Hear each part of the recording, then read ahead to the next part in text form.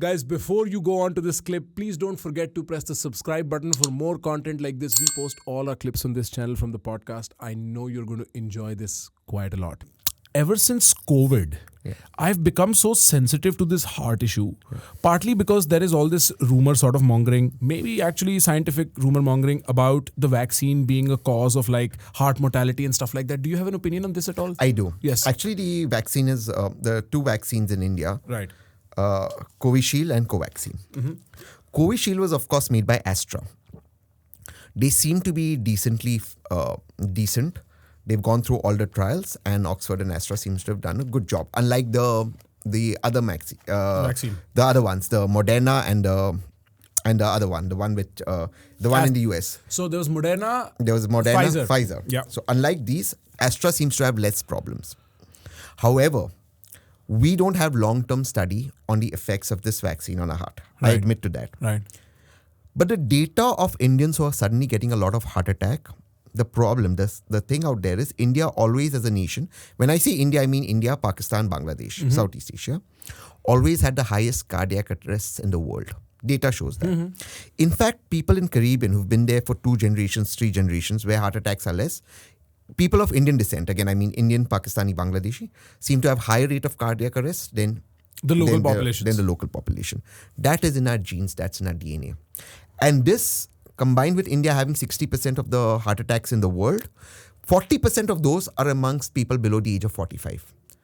I think what's happened after COVID, and this is my reasoning, is because social media is so active and you're seeing these cases, and now you have CCTV camera everywhere. So someone's falling down in the gym, someone's falling down dancing. These cases are now more on social media, and therefore it is much more awareness. But the data prima facie seems to be the same as what it was pre-COVID. That does not mean that the COVID vaccines should not undergo long-term tests. I think they should. We should be clear about it. I, for one, have got 4 vaccines. COVID, yeah. I took the 2 shots. You committed? Very. Okay. And others a friend. I trust him. Oh, okay, he's a friend too, right. And I got the boost. I got 2 booster shots. Sure. I've been fine. But I think they should still be long-term effects that have to be studied. But prima facie data seems to be it's the same number. Maybe there might be a slight increase. I don't know. It's only being reflected a lot more because of social media. However, India has a serious problem of heart attacks now in our younger population, and that's compounded with diabetes. That's compounded with malnutrition and hypertension. Right. Yes, and malnutrition. Right. So you could be you could be middle class, you could be eating 1800 calories and still be malnourished.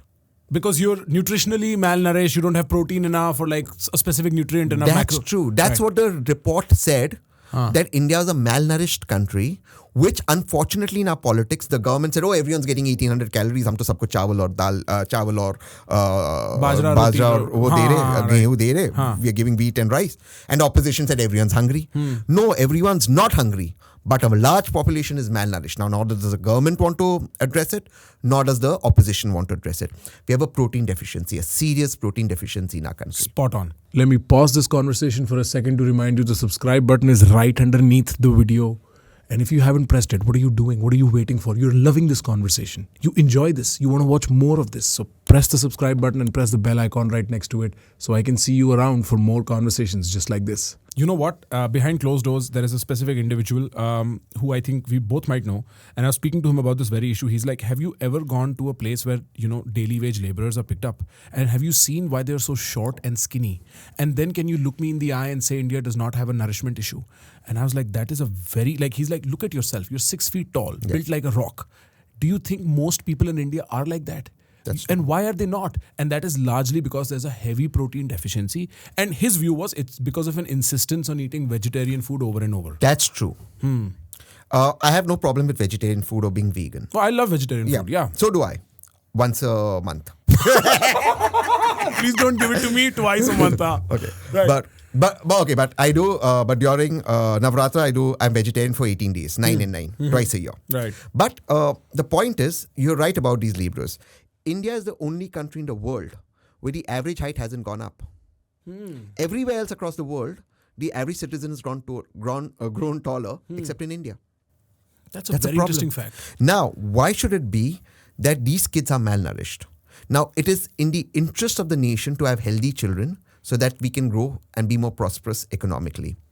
This insistence on vegetarianism, this actual moral policing on vegetarianism is causing us dearly. It's causing us health-wise. It's causing us on other parameters. And we have children who are skidding, who are not tall, who are malnourished, who have other problems, and these symptoms then grow worse as they grow older. And that's a serious issue. Like our laborers, like the person rightly pointed out. That's a serious issue. You and I are not average. We are working out. We are taking in protein. Even if we are vegetarian, we are taking in our amount of protein. They aren't. That is the problem. And we have a serious protein deficiency which no one's ready to address. Very often on TV when I bring this up with the BJP, and I say this to the BJP because BJP supporters tend to moral police on this. They want everything to be vegetarian or they try to make it vegetarian. They say, oh, but hum dal de rahe. But dal aap kitna khaoge? And you understand because you're a fit guy. You're a young, fit, good-looking guy. You know, and you work out clearly. Or you. Yeah, I work out. How much protein are you going to get in dal? Nothing. Correct? Nowhere near. We are not. Now in Maharashtra, they said, eggs will not be given in midday meals. It's not right. I'm not forcing my Nutritional profile. On if you're vegetarian, I respect it. Right. But why are you imposing your choice on me? It is wrong. And not only is it wrong, you are harming the country's future. And that's a problem. Is this not a government agnostic? मतलब इसमें कोई मेरे को I can see, right, BJP, because it comes from a Hindu flank of things and therefore the vegetarian insistence might be more, maybe slightly more, maybe a little more than slightly more. But I do not remember a moment in Congress or any other state government where they were like, you know what, meat serve करना चाहिए. Eggs तो कर रहे थे ना Congress. And eggs is the best in protein. And it's a superfood. वो भी बंद कर दिया. So, but that singular egg issue, is that like, see, why I'm asking this is because we've entered politics, which is what we sought to discuss also here. And it is not, like it's not the world's biggest difference just having eggs in a midday meal situation as far as nutritional profiles for Indians go across the board, right? So what do you think about that? Like, is this not a government agnostic issue? यहाँ मतलब हमारा जो cultural vegetarianism है, is that not to blame as opposed to a political party? I think culturally we are more non-vegetarian. 75% of Indians eat non-veg. It's being imposed upon us and that culture is now taken over. That I accept. I also think the lack of meat is because of lack of budgets. Acha. I feel that.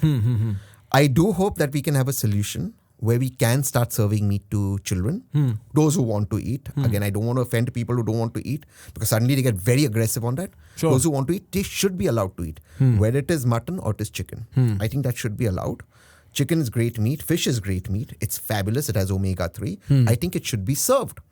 I also think it's budget constraints in government schools, which I can understand. And therefore, eggs is the cheapest and the best option. That at least you get some amount of protein, good protein, and 2 eggs a day or whatever sort of helps you build. It's better than getting nothing. Of course, the ideal situation would be chicken or fish. Right. Of course, that would be Or like vegetarian-based protein powders. What do you think of them? I support them. I take whey protein. I support protein powder. Right. Absolutely. But protein is a deficiency. Right. Maybe even lab-grown meat. Maybe we could work on it. Maybe that could come out because the plant-based meat is Horrible. quite horrible. It's a disaster. It's a blasphemy to just meat and protein in general. That's true. I agree. Yes. So at least lab-grown meat, so that it doesn't offend religious sentiments. Right. Whatever you do, let's come out with alternate. Maybe insects.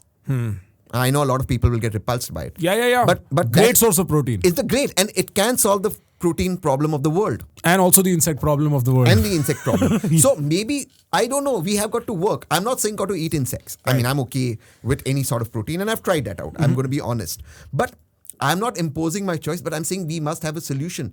These problems of heart attack, this cardiac arrest, this malnutrition, this not growing taller, this as a result of which not having a healthy population is a result of not having enough protein. And that is a serious problem we as a nation need to talk about, which the opposition does not push enough, and the government, when it's pushed enough, makes it a religious issue and therefore skids away from the issue. That is a serious health problem. Brother, ये questions और ये podcast सुन के आपके भी दिमाग के चक्षु खुले ना, सो subscribe to this so that you can watch our podcast in small bits and clips while you are busy and wasting your life away.